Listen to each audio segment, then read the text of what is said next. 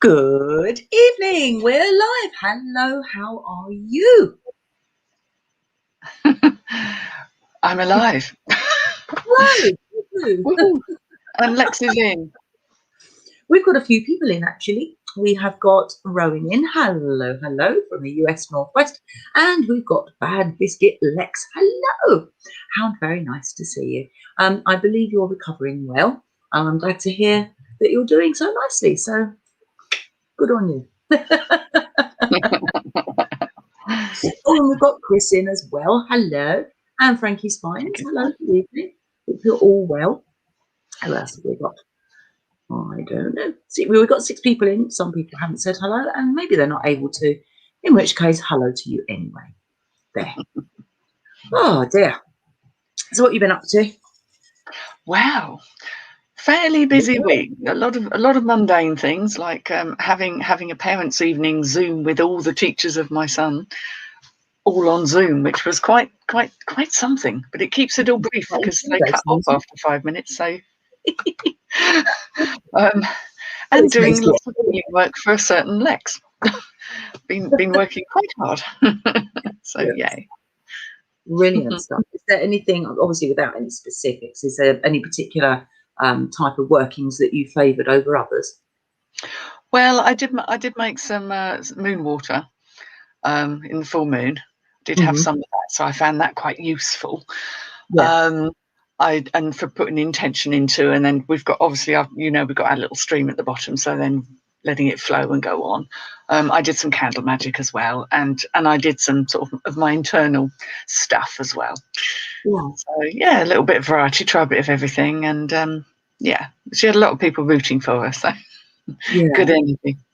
It's all that good energy, isn't it? And it has an accumulative effect, doesn't it? Which is always a good thing too.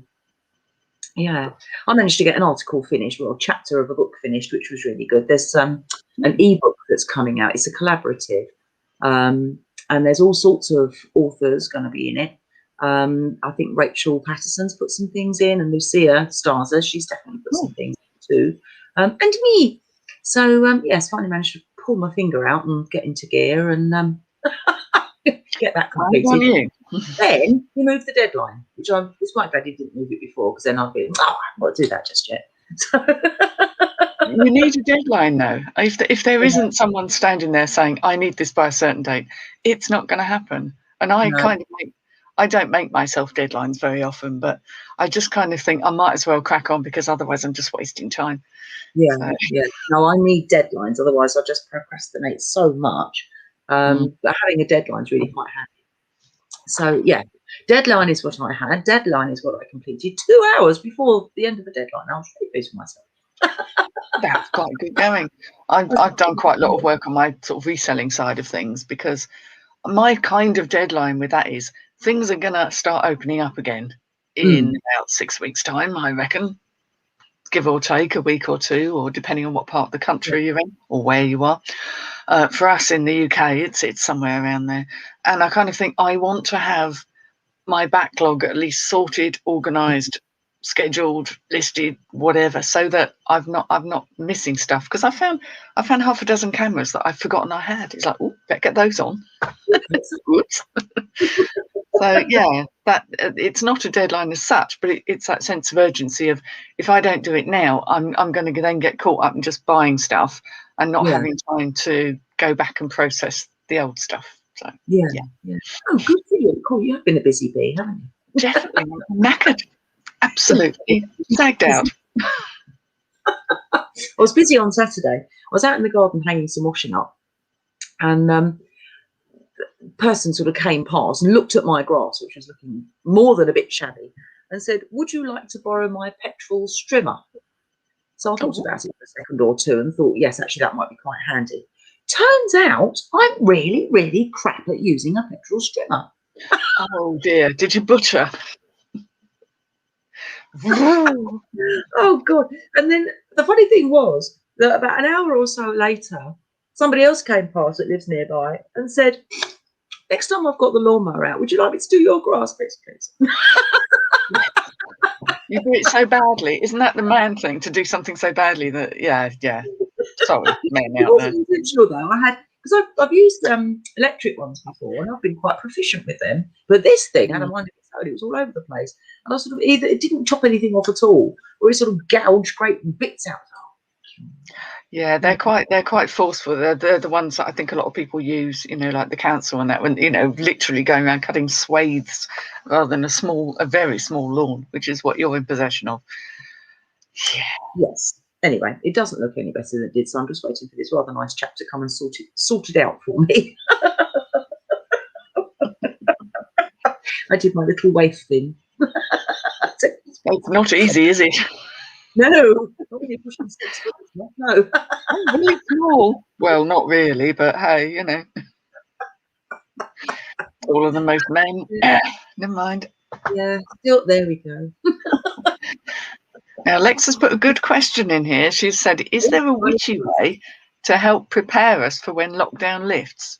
In what sort of ways? In sense of removing some of the fear that perhaps has been around, or, you know, feeling brave enough to get out there again, possibly? Yeah, I mean, that could take all sorts of different avenues, couldn't it, that? What do you think? Yeah. Because obviously when the lockdown lifts, it's happening in stages, isn't it? Rather than everyone just, well, off you go.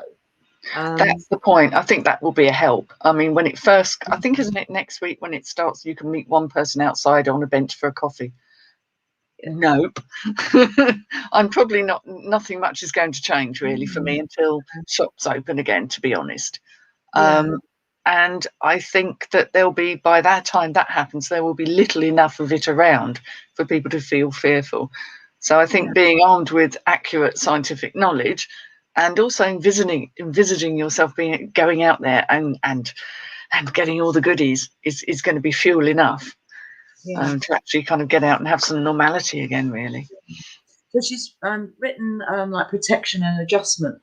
One thing that springs to mind actually is something that we discussed a few weeks ago, and we talked about putting you said vigils there, sigils on ourselves for protection. Actually, that would be quite useful. Either having amulets or talismans, or if you're into crystals, you know, sort of putting crystals about your person. My bra is my favourite container. It's true. It's true. I've got all sorts down. So yeah, you know, you can have various protective crystals and things. But you know, again, we talked about having sigils, and like, you know, if you're one for wearing makeup, for example, moisturizer, even, you know, when you've washed your face and you put some moisturizer on, you can draw a sigil on your cheek before you then rub it into the rest of your face. Or you know, if you wanted to, you could put a sigil on the sole of your shoe or on the bottom of your foot, things like that. So you know, obviously sort of trundling about with a dirty great thing of eyeliner on your cheek was definitely going to grab some attention. It's a look. Not one I've not done before. But in terms of what symbols to use, I would say, Lex, that something like if you did a 5-pointed star in a circle, because that is a great symbol of protection. It's a very simple one. It is, yeah. You know, it's a very basic one of something that makes you feel protected, because you've got the 5-pointed star, which is your mind, body, spirit, emotions, and everything. But you encompassed it in a protective circle, which of course is a symbol of protection. So that may help. That may help. And doing a little bit at a time, not rushing out there and going mad. Yeah, exactly. I mean, you know, to an extent, I think a lot of it's going to be so similar to how it was before we went into lockdown. You know, the mask thing is still going to be happening. There's still going to be places that aren't open. You know, as I said, it's not as though they're just opening the floodgates and saying, well, there you are, that's that, then off you pop. Okay. So, you know, I think that in itself will be quite handy. But yeah, it is a really good question though, because it will be very, very different. When I went to you know, I got my new job, and that first couple of days was very bizarre, because, you know, I hadn't been used to being in a room of more than 1 or 2 people for over a year. In crowd scenes. Yeah, and then suddenly I'm in a room with 65 other people, and, you know, in close proximity to 65 other people. That was bizarre, really strange, really odd. You get used to it pretty quick, actually, but it did seem very odd to begin with, and various thoughts trundle around your head. But obviously, we've got the added bonus of we can't get together unless we've had COVID tests the day before, 2 days before, etc. And we've got constantly tested anyway. So, so you kind of have a certain sense of security from that, which you don't have if you're in the supermarket or wherever you might be, public transport or whatnot. Yeah. But, what's the state of play with public transport? I really don't know. Well, my son, when he goes back to school next week, will be going on a bus. When they go on a bus, fewer people are allowed on. There are some seats they can't sit in to keep a certain amount of distance, but obviously they end up standing up. But they have to have a mask on. And he has a sanitizer in his pocket. I suspect it doesn't get used very often, but it's there. Yeah. But, boys tend to just kind of keep their distance from other boys, don't they? They're not really snuggling up to them generally. It is a bit of a, if you're going to get a germ, that's probably where it's going to happen. But in reality, the fact that he kept going on the bus and I didn't just take him to school, I think builds in a level of resilience, because otherwise he'd be frightened of going back on a bus again. Yeah, exactly. I just said to him, your chances of catching anything or having any ill effects are very small. And we are now vaccinated, luckily. So also that's not too much of a factor. So he's not a risk to himself or anyone else, really. But Lexa said she feels everything feels a bit wobbly, needs some kind of sturdy thing to hang on to.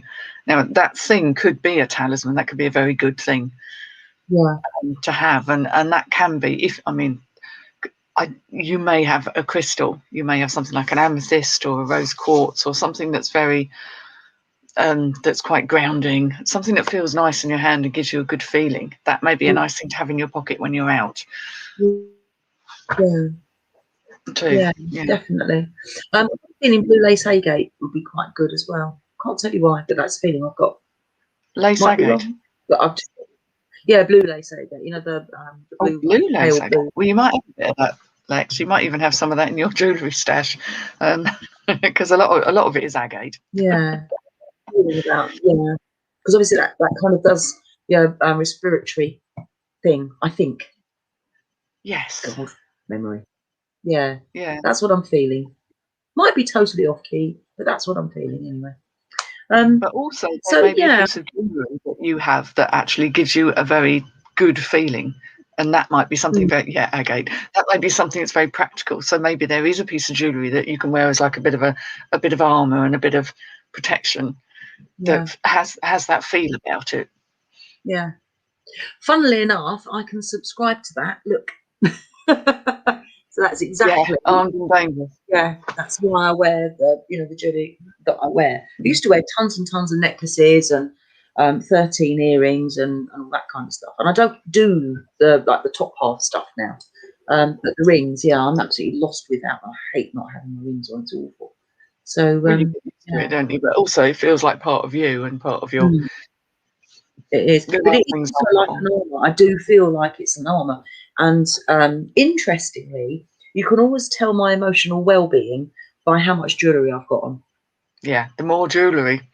Yeah, the more jewellery you're needing. I know. The more armour it is.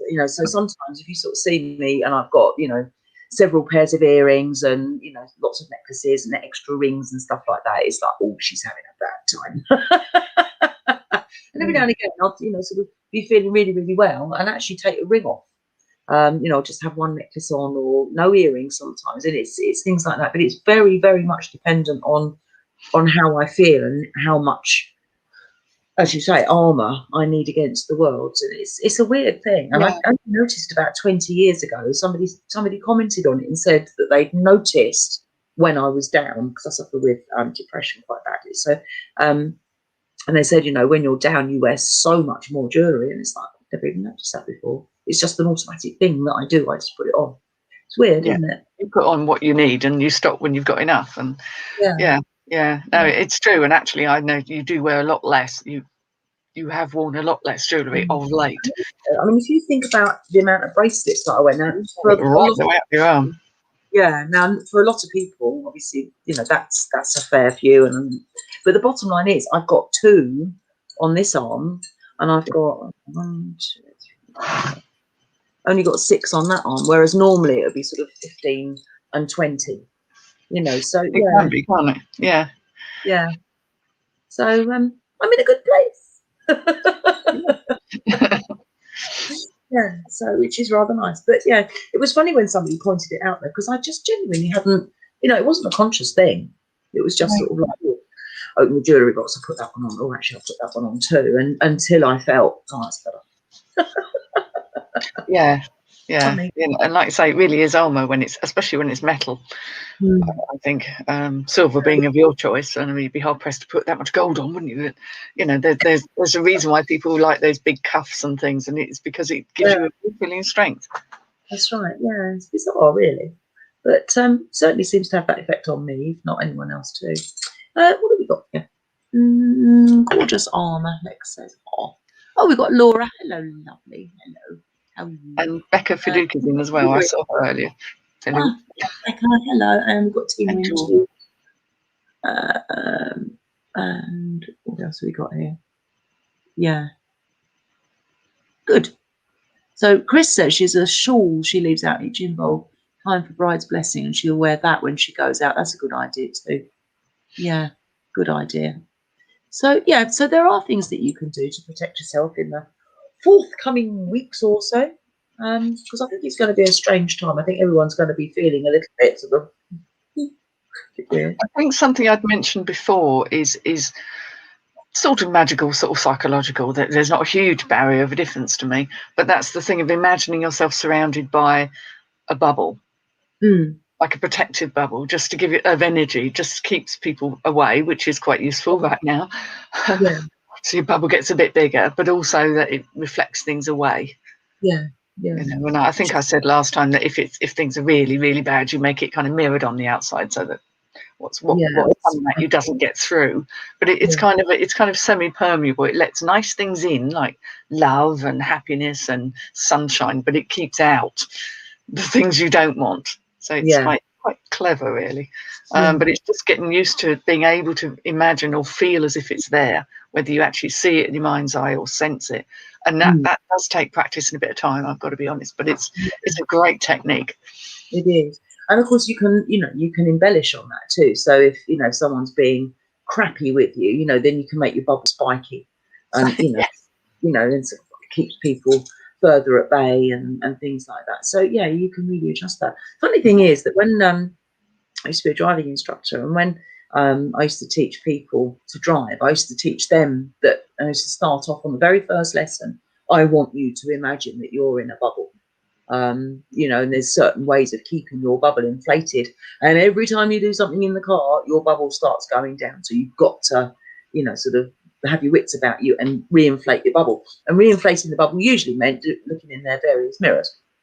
That was the way of doing it.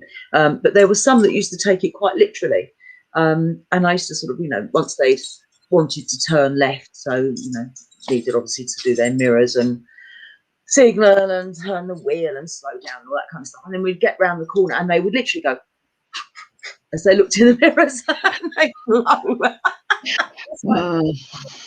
And then of course a couple of weeks down the line, so will I fail my driving test if I go? It's like, possibly. No, the driving examiner is not going to be interested. They'll just go, oh, she's one of Becky's. Yes. Because there was quite a long stream of people over the years that went. You always see the driving examiner, you're like, oh. It worked, and it didn't matter how it worked, but it worked, But it was funny. Yeah, really in their bubble. Oh dear. So I got my census through today. Have you had yours yet? Mine hasn't come through yet. I'm expecting it any day now because we're all quite excited. I like it when we have a census. I mean, I've been through a few now. Yeah. It's quite fun. Yeah. So I filled mine in online. It was a very, very curt piece of paper that came through the door in a very large envelope, I might add. Very large envelope, curt piece of paper. It basically said, go on your internet. What is it?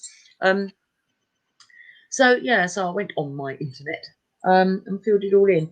And the reason that I bring it up is there's been lots and lots of discussions on the internet, particularly on Facebook, regarding the part where it comes to religion, and the general advice from the Pagan Federation and various other umbrella bodies is that you might splinter off into being a Wiccan or being a heathen or being whatever, druid, whatever is, you know, your particular bent.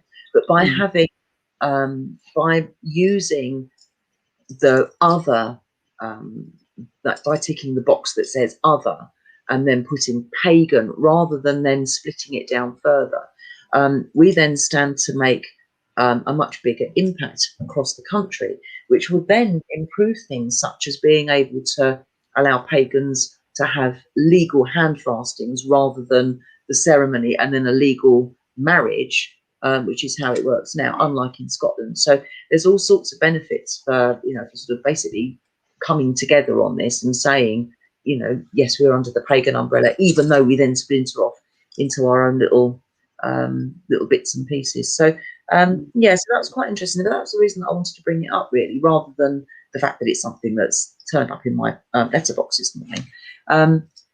But I think it's quite an important thing to get your head around, that essentially we are under that main umbrella and we need to kind of club together with it, really. What do you think? Well, I think there's a sort of a force in numbers, because we have been very disparate, and people are, well, you know, I'm a Wiccan, Alexandrian, Gardnerian, and go off down these tiny niche areas, of which there are probably thousands. Yeah. It does dilute the message that, you know, if somebody's is in prison or in a hospital and they want some end of life care, or they want to talk to someone who gets where they're coming from and not necessarily a mainstream religion, then our voice is going to be heard. You know, because it's an easy term to say we can all class ourselves as being pagan broadly, and then the details are down to each individual exactly where what your path is. But I do think there's a lot of rights, a lot of benefits, a lot of resources that can be accessed if the numbers are big enough where they've got to go, blimey, you know, there's 10% of this country class themselves as pagans. Jesus, sorry. Religion. But take some lectures. Where they go.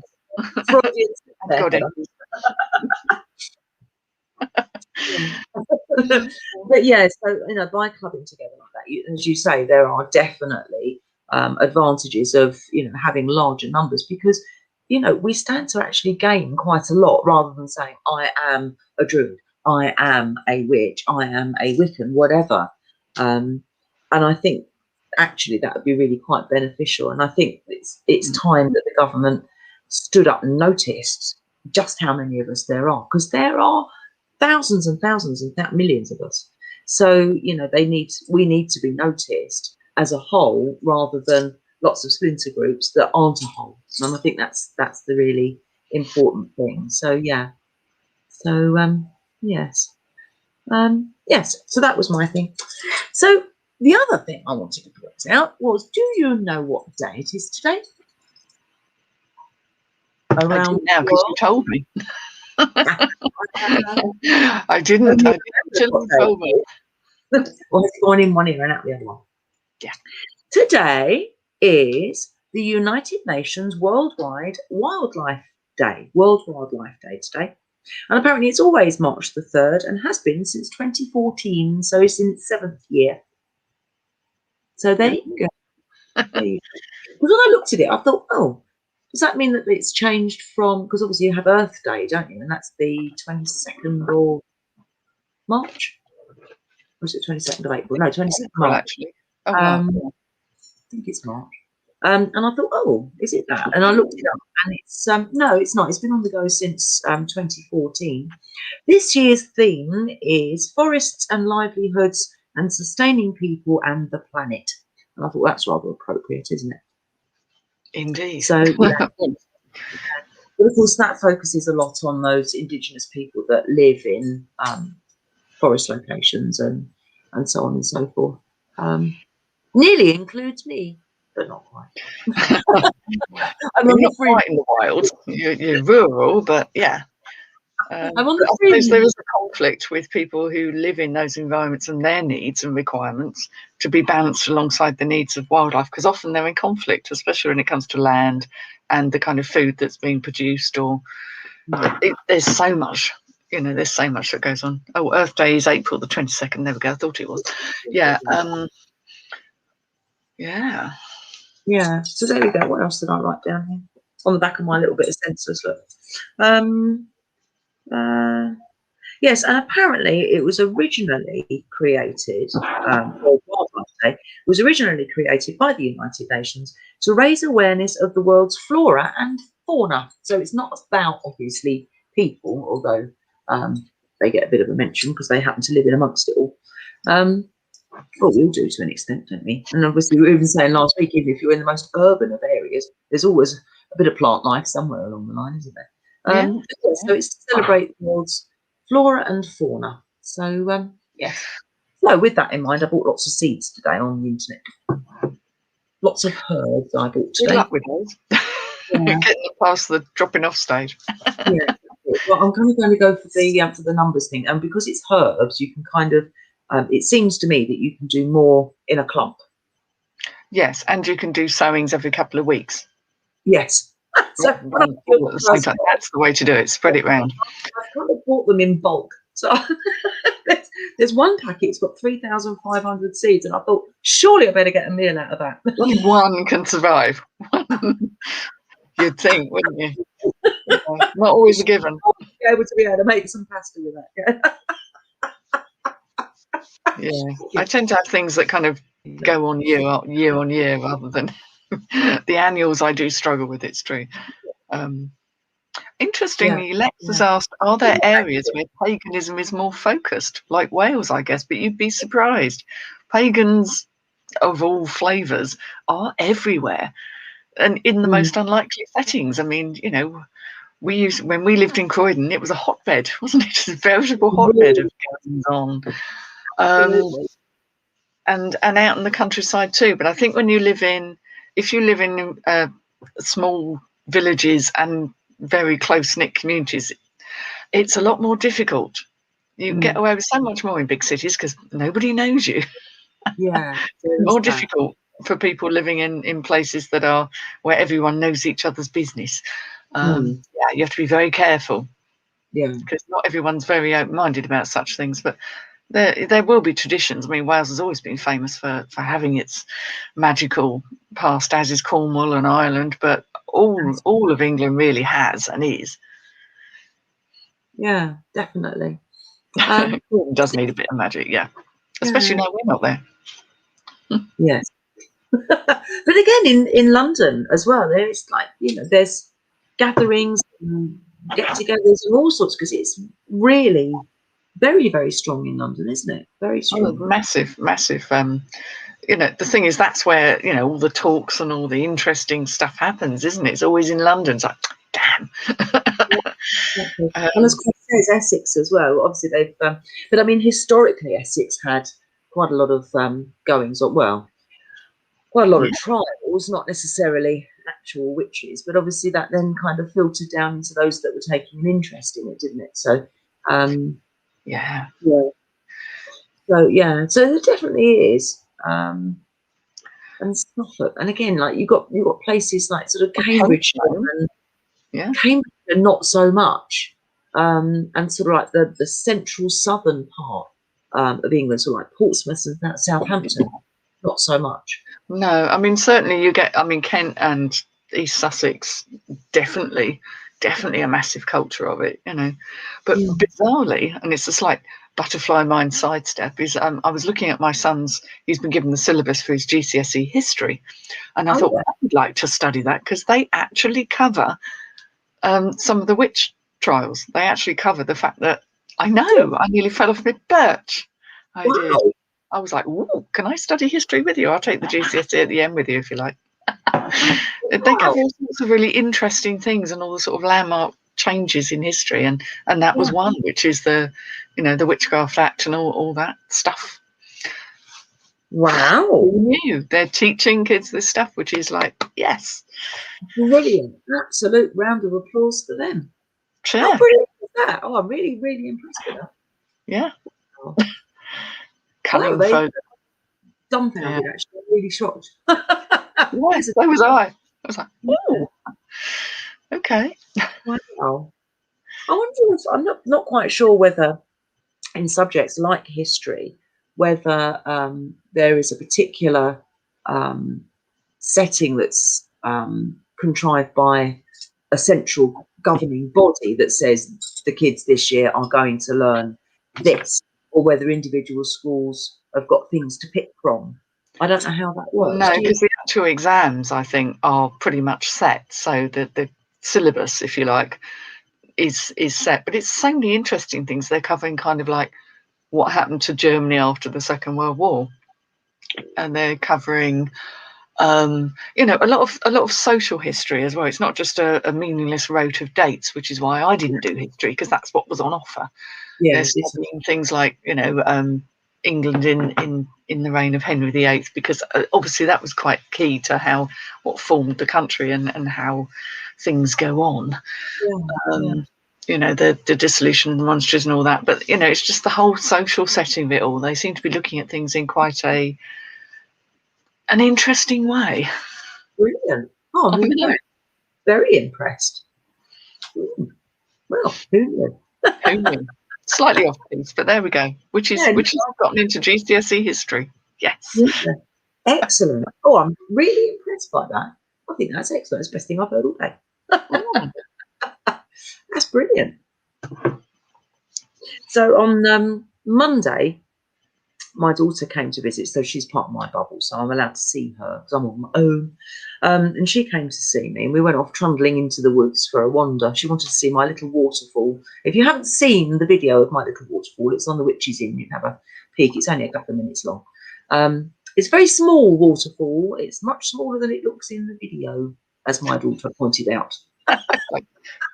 She said, "Can I bring a deck chair and a book and sit by it?" And I'm like, no, we can go and see it. Anyway, while we were out and about, we went and sat on the grass for a little while, and it was brilliant. She looked over and she said, "Oh, what's that over there?" And I think it's a plastic bottle. And when I got up to have a look, it was that, which is a fox's skull. How cool is that? Definitely not a plastic bottle. No. Cool. Well, there it goes. So I'm cracking up at Wibbletrick's comment there. It's like, what? You've got to put your glasses on for this one. Oh. Ooh. Oh. Start young. Yeah, I was a school governor too, and actually I remember having very, very long involved conversations about the sex education that they wanted to provide for the kids. Oh. Yeah, I hated that, actually. That was the thing that I'd hated more than anything else, those conversations about that. It just seemed to go round and round in circles without much of a resolve. Yeah, well, there's a lot of people with entrenched views, and everyone thinks they're right. And normally they're erring on the side of let's not tell anybody anything because they shouldn't know. It's like, but if you don't start to talk about issues like, you know, just everyday issues like relationship and consent and things like that, if you don't start to talk about that, how the hell are they ever going to learn? Yeah, it's got to work at some point in time, hasn't it? But I remember those conversations, and it was awful. I really hated that. I've forgotten it. Oh, yeah, because they always thought if you talked about sex, you'd somehow be encouraging them to have it. It's like, well, no. I could talk about Brussels sprouts, but it's not going to encourage anyone to actually have them, is it? Come on. I like a Brussels sprout. You might. I think I like Brussels sprouts considerably more than I like sex, to be fair. Oh dear. It's been a while. Yeah. I'm going to stick to the sprouts. So Okay. Yeah, but I do remember that, and it was terrible. And as you say, you've got some that are very well stayed, and we can't do this, and we can't say this, and we can't do that, and oh God, and then you've got others going like, oh yeah, we'll tell them this, and it's like we don't need to go that far. Yeah, there is a limit to what they really don't want to know it all. Not in one go. No, exactly. So yeah, that finding that fine line of what was acceptable to everybody and tolerable and beneficial. Oh God. Yeah, I remember that. It was not funny. So yes. Anyway, back to my skull.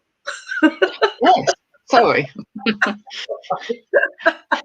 Your skull is lovely. You've caused envy here. Skull envy. Oh, I say. I'm not entirely sure. Once I've cleaned it up, I had a conversation with a couple of ladies yesterday, including Chris. Hello. And we had a conversation about how best to clean it up. Hydrogen peroxide, which is not easy to say with the wrong teeth in, was the general consensus of opinion. And apparently you can get it in Sterident tablets for your teeth or dentures, and also in Ace washing powder. Everything I have is black, so I don't need to bleach anything. So, so I need to take a special trip to the supermarket to go and get some of that, and then have it sitting in there. My son-in-law thought it was the final straw. I don't know if he's ever going to talk to me again. My daughter told him when she got home, and he's like, "Well, I've heard it all now. I think it was looking at." But I haven't quite decided what to do with it. Answers on the postcard, please. I don't know whether to make a sort of headdress with it or just have it as a thing to meditate with, because obviously it's it's from a fox, so I don't know whether to have it as a thing to meditate with or try and get in touch with it as a spirit animal or what really. What do you think?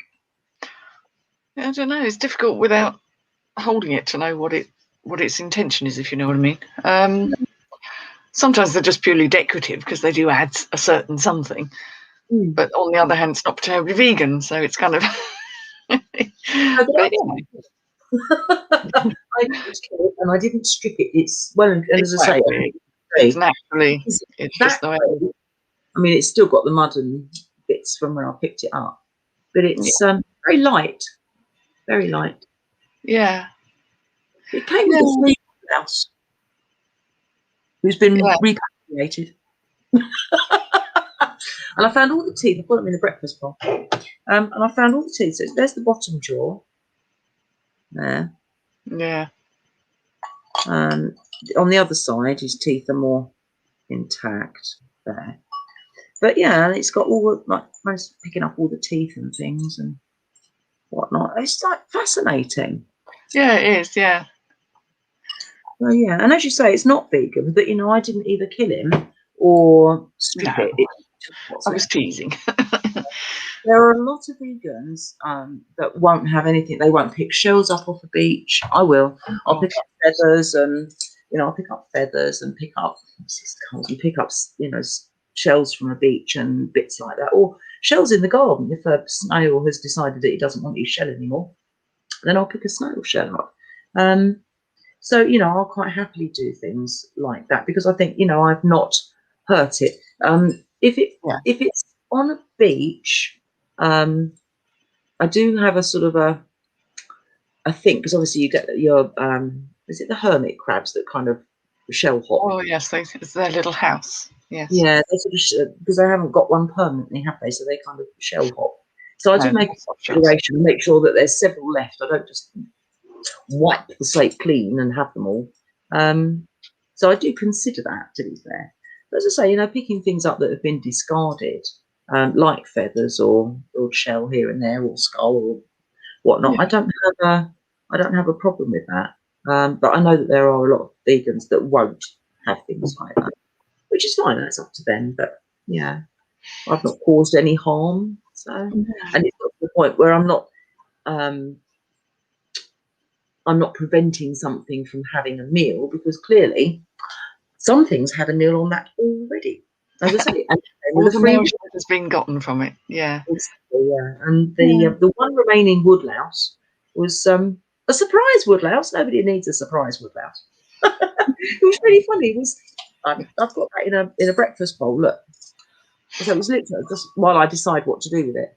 And I was sitting this afternoon, and I was on the internet, and I could hear this really odd noise. You know, when you can hear something and you can't place what it is. And it was this little woodlouse, and he's just sort of going ding, ding, ding, ding. Excuse me, can I go out now? I make noises. He sort of made this sort of hopping, tapping noise. Anyway, once I twigged what it was, it's like, oh, you better go outside. He wasn't very big. So off he went. Yeah. Yes. So what have we got here? New glasses on. Ooh, I like that idea. That's Healing. Yeah, healing the land. Yeah. What a marvellous idea. I wonder if it could be used in a healing the land ceremony working with fox. What a fantastic idea. Wow. Oh, I really like that, Chris. Good thinking. Yes, like that. Yeah, I really like that.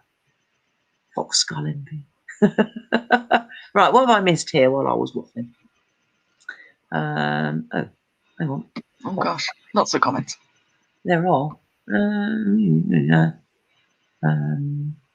Oh yes. And as Chris says earlier as well, not all pagans follow deities. I'm one of those. Yeah. I found a bird skull in a pot last week, says Tina, and thought I was lucky. Well, I've got a fox skull, so no.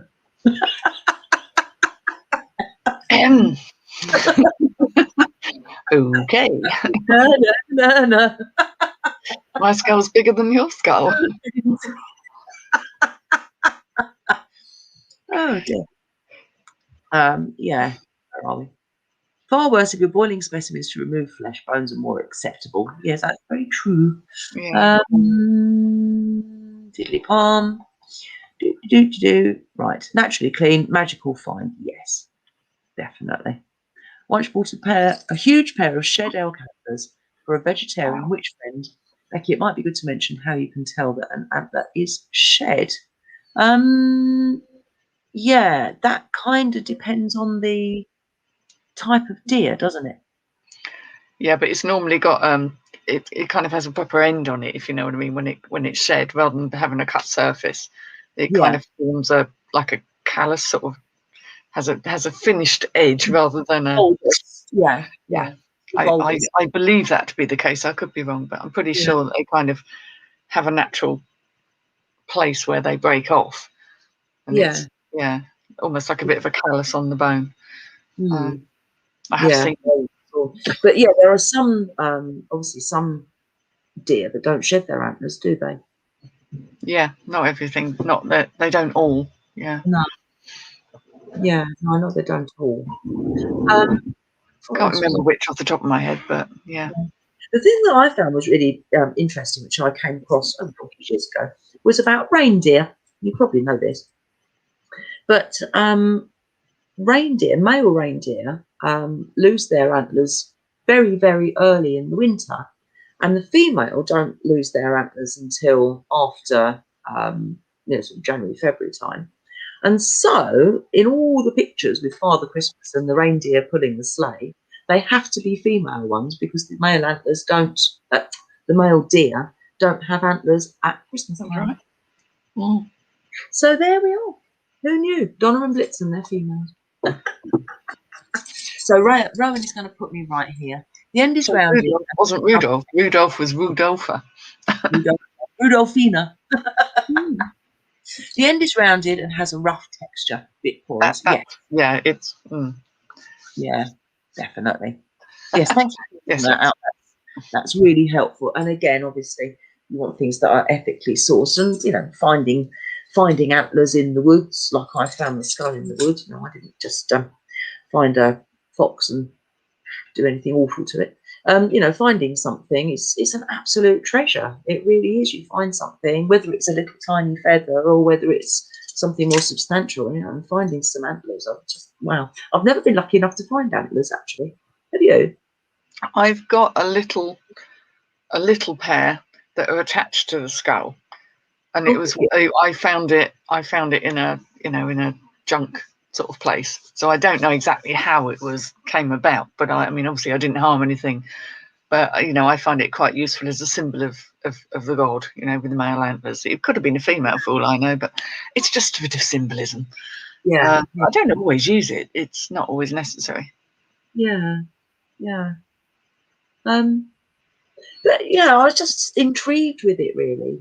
I was like, try and I've got a bit of a jigsaw puzzle because obviously, I need to, once I've cleaned it up properly, need to put it back together again, put its teeth back in where they're supposed to be and things like that. Yeah. But yeah, but I thought, well, and I genuinely thought it was a plastic bottle. Because normally when I go out about in the woods, I go with a great big bag and pick up bits of litter and plastic. There's not so much litter around where I live, but there's a lot of industrial plastic around from the agricultural side. When they've done, that black plastic that they wrap things in. Oh God, yes. Or seed. For industrial bags of seed when they're spreading seeds and stuff. And it gets sort of shredded by the ploughs and combine harvesters. Oh God, I've had the poo lorry backwards and forwards past my house over the last couple of days. Oh, yeah. What you need to do when somebody goes past with when you've got a friend, when it's not blooming lockdown, and you've got a friend, and one of the poo lorries is coming up the bridle path, and just as it gets near you, you go, "Oh, is that popcorn?" And someone goes, they get a proper nostril full. That's just mean. Very funny though. Watch their face like, no.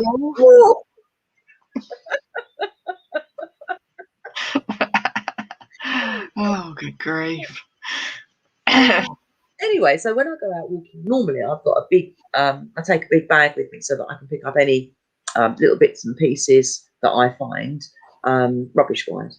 And of course the big bits of industrial plastic, agricultural plastic and stuff, and then I can just throw it away when I get home. But because I'd gone for a walk with my daughter, I wasn't planning on doing my normal scourge. So of course when I found it, she had a bag on her, which was my grandson's bag. And she's like, "Oh, I can't really put it in the bag, Mum." I'm like, "I don't think he'll ever forgive you." So I just sort of carry it home. Yeah, I didn't go past anybody. That was quite handy. Scowl, madam. Yeah, I'm having apple tea. Yeah. Oh God. Some deer will partially eat shed antlers for the calcium, or so I was told by a poacher. Didn't know that. I wonder if they really do, or whether a poacher was making it up. There's no reason why it should be making it up, really. Yeah. Well, I suppose your body does know what your body needs, doesn't it? Like the women that used to eat coal when they were pregnant donkeys years ago. What calcium? I suppose that's I'm going to say, what nutrient deficiency would you have if you're eating coal? Charcoal? Why would it? I think it's a craving thing, isn't it? Because some people eat weird things when they're pregnant. Yeah, but usually it's because there's a deficiency in the body, they say, don't they? Yeah, quite often, yeah. Yeah. Do you know what my craving was with my eldest daughter? It was disgusting. I used to have to go and eat it in the stationery cupboard at work because everybody used to feel sick. I can't begin. Pot noodle with sugar on.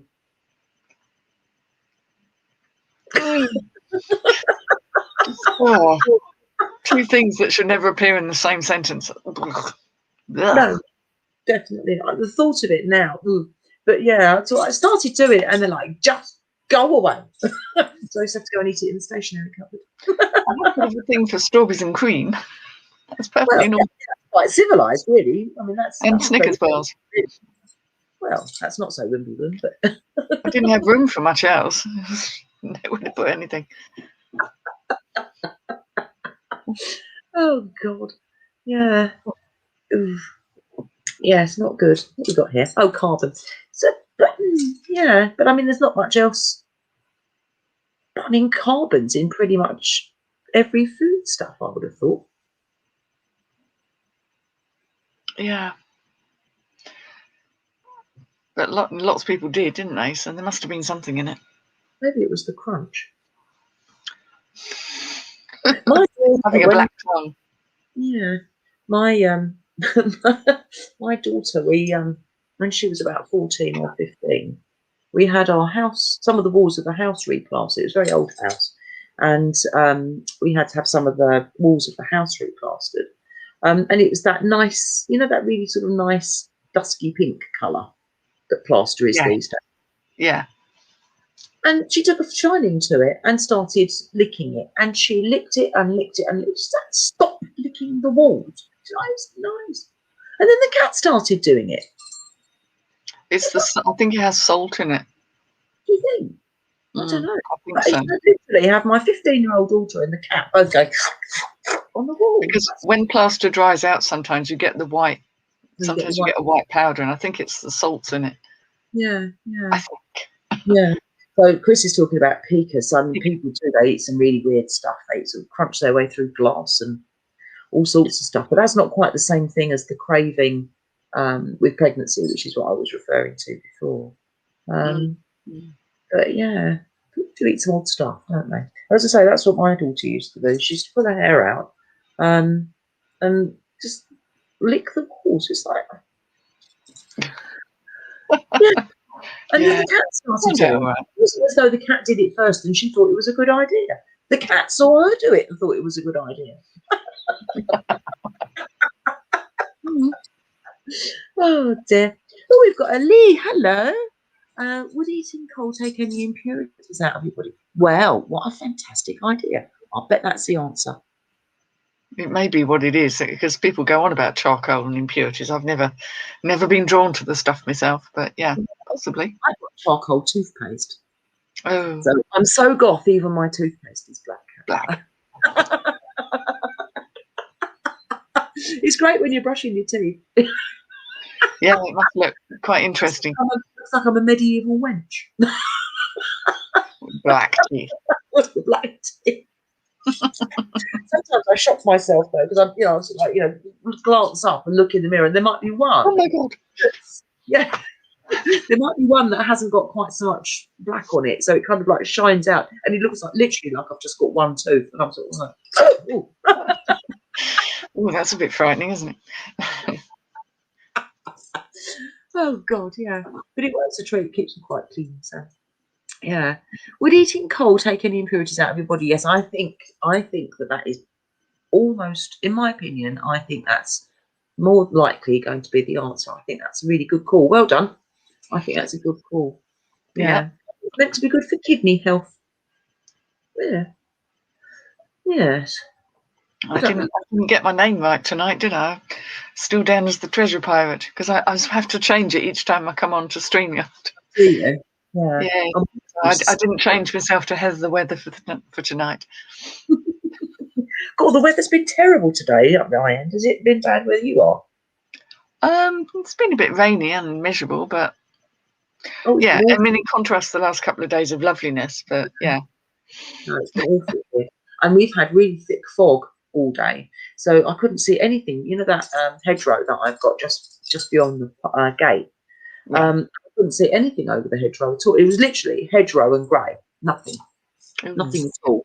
And then at about 3 o'clock, because it was raining quite hard by then, it cleared some of the fog, which meant that one of the big trees came into view. But other than that, that was it. That's the only bit I've been able to see today. It's just been fog and more fog. It's been bad, actually. So I was quite glad I didn't have to go anywhere. Are we keeping you up as well?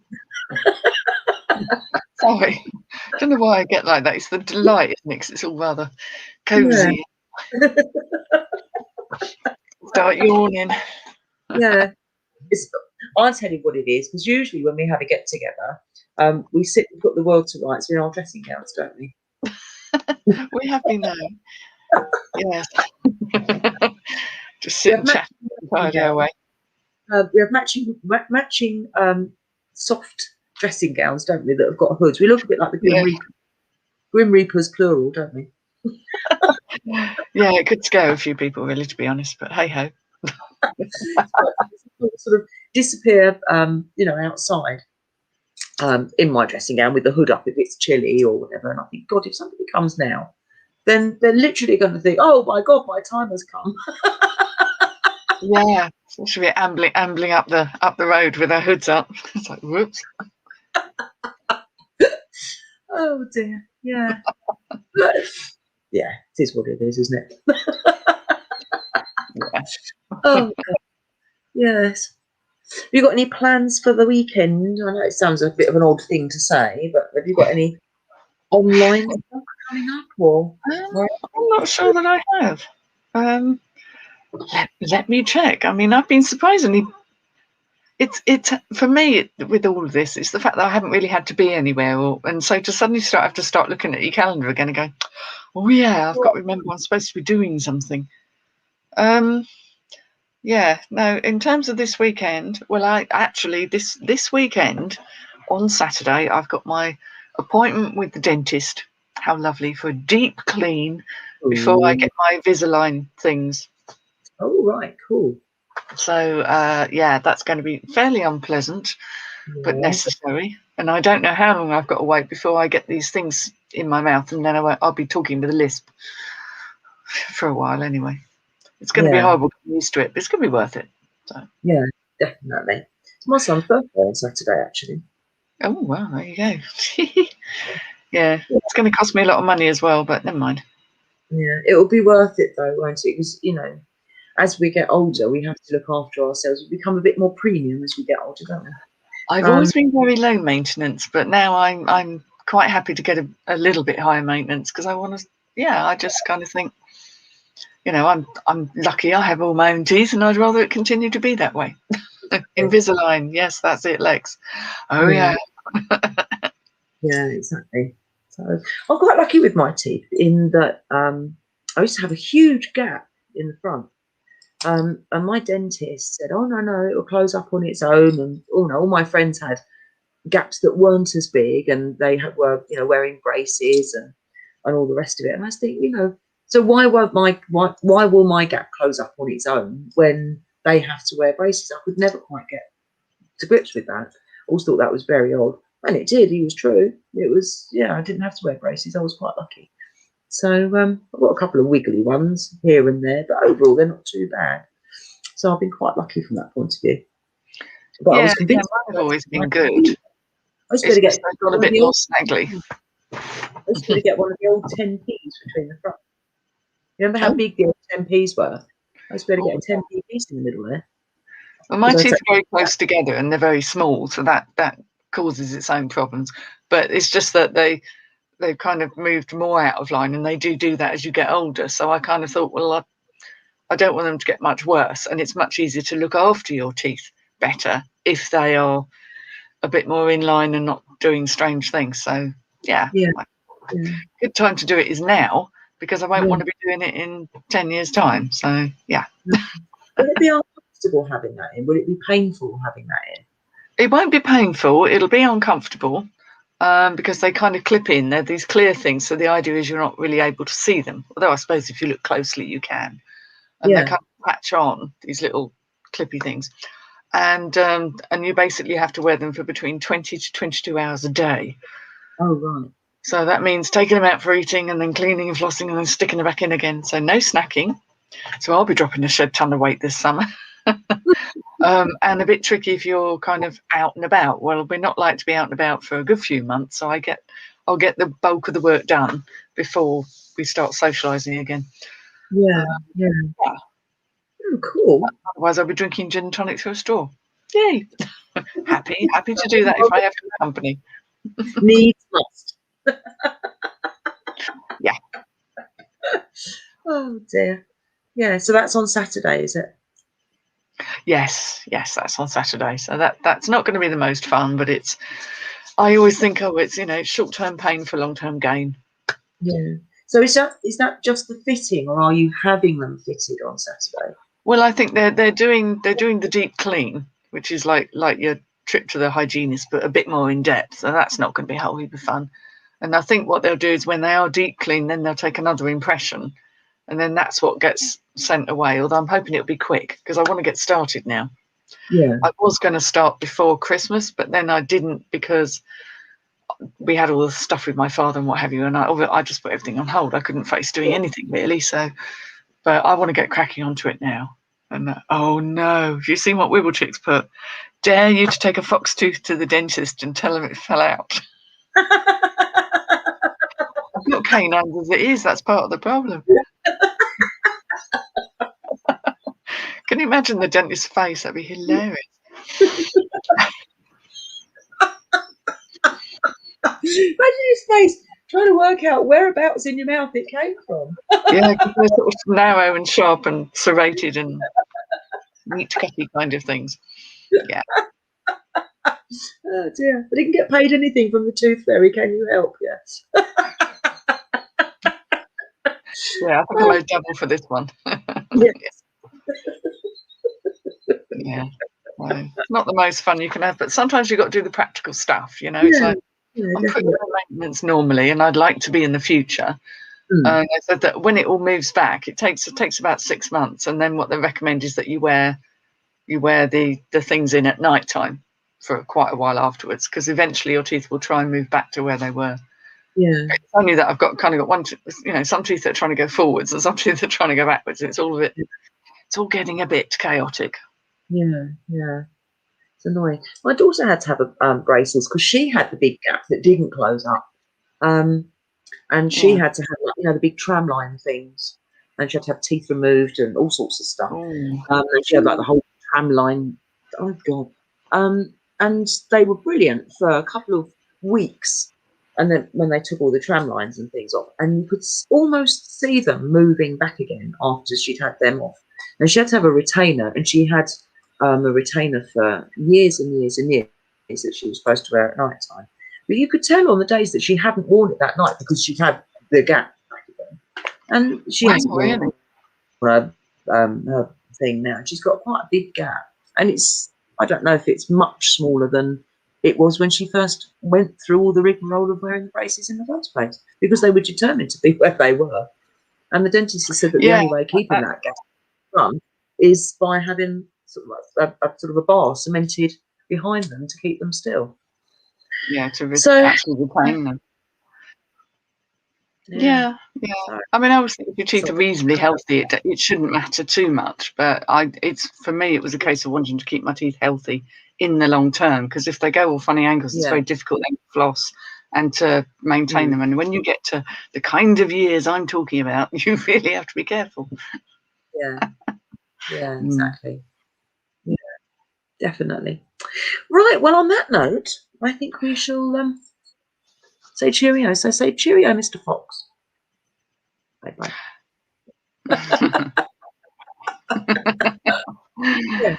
We will see you next Wednesday. Thank you very, very much for coming. If you haven't already, please like and subscribe. You know the drill. And we will see you next Wednesday. Have a good one. Enjoy.